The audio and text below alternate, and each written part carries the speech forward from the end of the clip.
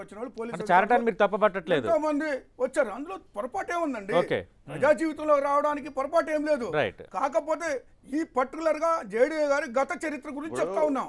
అంటే తెలుగుదేశం పార్టీ వాళ్ళు ఈ రోజు అంతలాను సమర్థిస్తా ఉన్నారంటే దీని వెనకాల జరిగినటువంటి తతంగం మొత్తం మరి ఒక పథకం ప్రకారం జరిగింది అనేటువంటిది స్పష్టమవుతుంది.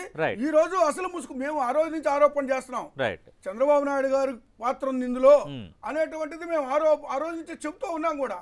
ఈ రోజు ముసుగు తీయటం వల్ల జేడీ లక్ష్మీనారాయణ గారు ముసుగు తీయటం వల్ల అన్ని విషయాలు బయటకు వచ్చింది.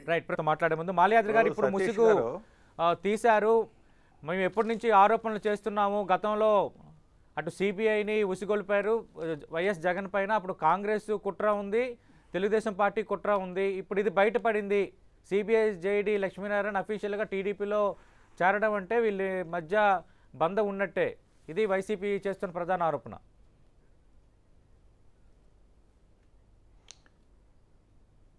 సతీష్ గారు, జేడీ లక్ష్మీనారాయణ గారు బాంబేలో ఈ స్మగ్లర్స్ని డాన్స్ని అందరినీ గడగడలాడిచ్చాడు.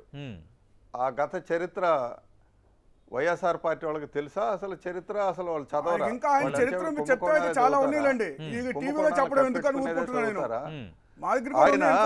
ఆయన మహారాష్ట్రలో ఎక్కడైనా ఒక్క చోట అతని మీద అతని వ్యక్తిత్వం మీద ఒక చిన్న నంబర్ టూ అతనికి వేరే వేరే అంటకట్టడం అంటే నంబర్ టూ 2000 కోట్ల ఆస్తులు మీవి జప్తు చేసింది ఈ 4 ఏళ్లలో. జేడీ లక్ష్మీనారాయణ పోయిన తర్వాత కూడా మీది ఈడీ ఎన్ఫోర్స్మెంట్ డిపార్ట్మెంట్ 2000 కోట్ల రూపాయలు జగన్మోహన్ రెడ్డి ఆస్తుల్ని జప్తు చేశారు. మూడోది సుప్రీంకోర్టు అంత తక్కువ సమయంలో అన్ని వేల కోట్లు ఎలా సంపాదించావా అని చెప్పి సుప్రీంకోర్టు కామెంట్ చేసింది. దానికి సమాధానం ఏంటి?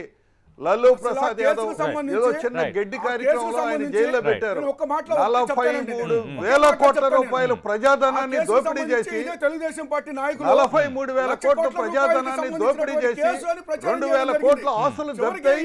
ఇంకా మీరు మాట్లాడుతున్నారా? అందువల్ల నిజాయితీ పనుల మీద నిందలేస్తారా? 1100 నిజాయితీ పనుల మీద నిందలేస్తారా? అది కూడా ఖచ్చితంగా కొట్టేస్తారు. జేడీ లక్ష్మీనారాయణ నిప్పు కూడా చేతులు పట్టుకొని ఉంటారా మీరు? మీరు పెట్టిన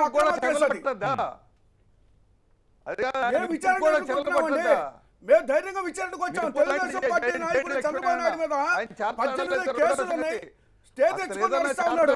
మరి ఈ రోజు స్టేల్ వెకేట్ చేయించుకొని విచారణ చేయించుకోమనండి. చంద్రబాబు నాయుడు గారు బయటపడుద్ది. అన్ని తప్పుడు కేసులు కోర్టు కొట్టేసి మీ మాత్రం తప్పుడు కేసులు. చంద్రబాబు నాయుడు గౌరవాధ్యక్షురాలు కోర్టులో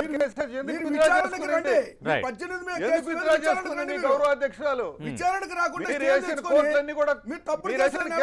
కోర్టులు చివాట్లు పెట్టినాయి.